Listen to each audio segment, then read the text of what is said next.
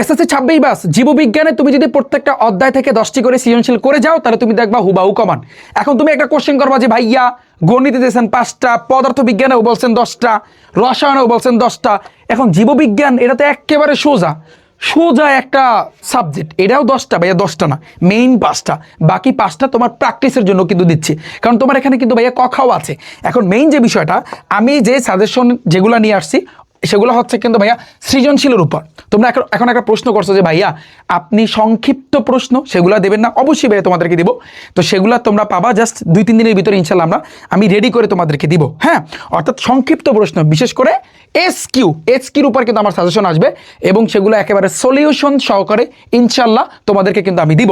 তো আসি এখন দেখো মেইন যে বিষয়টা, যে এখানে কি কি পড়তে হবে। জীবন পাঠ থেকে ভাইয়া রাজশাহী 25, ময়মনসিংহ 25, কুমিল্লা 24 এগুলা এখানে লেখা আছে, এগুলোর তুমি পিডিএফ পাবা। তবে আমি একটা কথা বলতে চাই ভাইয়া, জীববিজ্ঞান সাবজেক্টটা তুমি যদি অন্যান্য সাবজেক্টের সাথে কম্পেয়ার করো তাহলে এটা তোমার বোকামি হবে। আমি একটু তোমাকে বুঝাই, জীববিজ্ঞানটা একটু ডিফারেন্স কায়দায় পড়তে হবে। ফর এক্সাম্পল তুমি বলবো যে ভাইয়া এখানে টাইপ ভিত্তিক, ইয়েস অবশ্যই টাইপ ভিত্তিক আছে, তবে এখানে মেইন যে বিষয়টা সেটা হচ্ছে কিন্তু তোমার মেইন বুকটা ভালো করে ফোকাস দিতে হবে। আমি যদি নর্মালি তোমাদেরকে ভাইয়া বলি, জাস্ট তুমি আমার ইউটিউব চ্যানেল রিফাত একাডেমিতে যাও, প্লেলিস্টে তুমি যাবা, প্লেলিস্টে একটা তুমি চাপ দিবা, চাপ দিলে তুমি দেখতে পারবা যে এই জায়গাতে ভাইয়া দেখতে পারবা কি যে এসএসসি বায়োলজি, জাস্ট এটার উপর একটা ক্লিক করো। যখন এটার উপর একটা ক্লিক করবা দেখো এক ক্লাসে জীববিজ্ঞানের প্রথম অধ্যায় দেখো কমপ্লিট। তারপর কি এক ক্লাসে জীববিজ্ঞানের জীবের বংশগতি বিবর্তন কমপ্লিট। তারপর এক ক্লাসে জীবনী শক্তি, সবচেয়ে ইম্পর্টেন্ট এই ক্লাসটা তুমি যদি দেখো, আমি পুরো বাংলাদেশকে চ্যালেঞ্জ করতে পারি যত শিক্ষার্থী আছে, তুমি জীবনী শক্তি, যাদের জীবনী শক্তি নিয়ে এতদিন তোমরা প্যারাই ছিলা, জীবনী শক্তির ভিতরে কি আছে তোমরা জানো যে এই চ্যাপ্টার থেকে এমসিকিউ সৃজনশীল আসবে, কিন্তু এই চ্যাপ্টারটা অনেকের মাথার মধ্যেই ঢুকতে চায় না। তুমি আমার এই ক্লাসটা দেখো, আমার ইউটিউব চ্যানেলে গিয়ে প্লে লিস্টে যাওয়া জীববিজ্ঞানে যাবা, তুমি আমার এই ক্লাসটা দেখো, তাহলে তুমি বুঝতে পারবা যে রিফাত ভাইয়া জীববিজ্ঞানটা কীরকম পড়াইছে। তুমি চাইলে জীবের বংশগতি ও বিবর্তন তুমি এই ক্লাসটা দেখতে পারো, তাহলে তুমি বুঝতে পারবা যে ভাইয়া কীভাবে পড়াইছে। তুমি চাইলে জীবন পাঠ তুমি এটাও দেখতে পারো, তুমি বুঝতে পারবো তাইলে কীভাবে পড়াইছে। এবং বাকি যে চ্যাপ্টারগুলো সেগুলোর ইনশাল্লাহ আমি ক্লাস নিয়ে আসতেছি, এবং তোমাদের আমি একটা ঘোষণা দিয়েছি যে রিফাত ভাইয়া তোমাদের জন্য সারপ্রাইজ নিয়ে আসতেছে, জাস্ট ধৈর্য ধরো। তুমি তার ভিতরে এগুলো একটু প্র্যাকটিস করো ভাইয়া, একটু প্র্যাকটিস করো কষ্ট করে, যত টেকনিক লাগে জীববিজ্ঞানে সেগুলো কিন্তু আমি শিখাবো। তো তোমাদের মেইন যে বিষয়টা আমি বলবো ভাইয়া, জীববিজ্ঞানের ক্ষেত্রে তোমরা যেটা করবা, প্রত্যেকটা বইয়ের প্রত্যেকটা চ্যাপ্টার ধরো, তুমি জীবনী শক্তি ধরলা, কিন্তু আমার ওই ক্লাসটা আগে দেখো।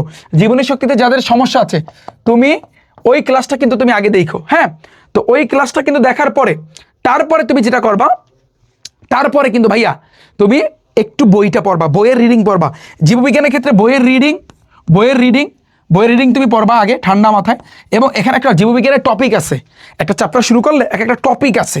ধরো সাপোজ কোষ, আমি যদি বলি কোষ দ্বিতীয় অধ্যায়ের কথা, তাহলে কোষ, তারপর হচ্ছে এটা তৃতীয় অধ্যায় আছে, বা তারপর হচ্ছে ওই যে মাইটোসিস, মিওসিস, এগুলো পার্ট বাই পার্ট আছে। ধরো তুমি মাইটোসিস সম্পর্কে এখন তুমি জানলা, মাইটোসিস তো যত লেখা আছে এগুলো তুমি পড়ার পরে বইয়ের ভিতরে, তারপর তুমি বিগত বছরের এমসিকিউগুলো প্র্যাকটিস করবা। আমি তো টাইপ আকারে পড়াইছি এমসিকিউগুলো, টাইপ আকারে সব কিছু কিন্তু আমি পড়াইছি, তোমার এইভাবে পড়া উচিত, তাহলে তুমি দেখবা জীববিজ্ঞানে ভালো একটা রেজাল্ট করতে পারবা। আর জীববিজ্ঞানে 90 মার্ক তোলা কিন্তু একেবারে ইজি। তবে ঝামেলা আমি বলি একটু ছোট্ট করে বলো ভাইয়া, জীববিজ্ঞানে যে তোমাদের শর্ট সিলেবাসে যে কয়টা চ্যাপ্টার আছে এইখানে কিন্তু চিত্র আঁকার একটা বিষয় আছে। তুমি ঠান্ডা মাথায় যে কাজটা করবা চিত্র আঁকার ক্ষেত্রে, তুমি ইউটিউবে অনেকের ভিডিও আছে। ধরো তুমি সাপোজ চিত্র যেটা তুমি মনে করো যে ভাইয়া চিত্র আসবে, তুমি আঁকতে পারতেছো না, তুমি ইউটিউবে জাস্ট সার্চ দিবা, যে চিত্রটা হোক, যে চ্যাপ্টারে যে চিত্র হোক, ওই একটা শর্ট ভিডিও তুমি দেখবা আর নিজে প্র্যাকটিস করবা। কারণ চিত্র এসে যায় ভাইয়া, সৃজনশীলের ঘ নাম্বারের চিত্র আসে, 3টা মার্ক সেখানে। যদি তুমি সেই সৃজনশীলটা অ্যান্সার দাও তাহলে সেক্ষেত্রে কিন্তু তুমি ধরা খাবা। তো অনেক সময় আমি এটা অনুরোধ করি সবাইকে বলি যে চিত্র রিলেটেড যদি কোনো সৃজনশীল দেখো, ওই সৃজনশীল তুমি করবা না, অন্য একটা সৃজনশীল করো, বাংলা লেখা যেটা সেটাই তুমি করো, বাট তুমি কিন্তু চিত্র যেটা আছে সেটা তুমি করো না। কারণ চিত্র যদি একুরেট না হয় তোমার 3টা মার্ক ওখানে কিন্তু লস, তুমি কিন্তু লস খাবা। তো এই জন্য বলি কিছু ট্রিক্স আছে, এগুলো অ্যাপ্লাই করো। আর জীববিজ্ঞানটা সবার থেকে আলাদা, সম্পূর্ণ কিন্তু ভাই আলাদা। ওরে তুমি মেইন বুকটা প্রত্যেকটা টপিক ওয়াইজ তুমি পড়বা, সাথে সাথে টাইপ ভিত্তিক এমসিকিউ, আবার পড়বা এমসিকিউ, এরপর তুমি সৃজনশীল করবা। এটাই ভাইয়া কিন্তু নিয়ম।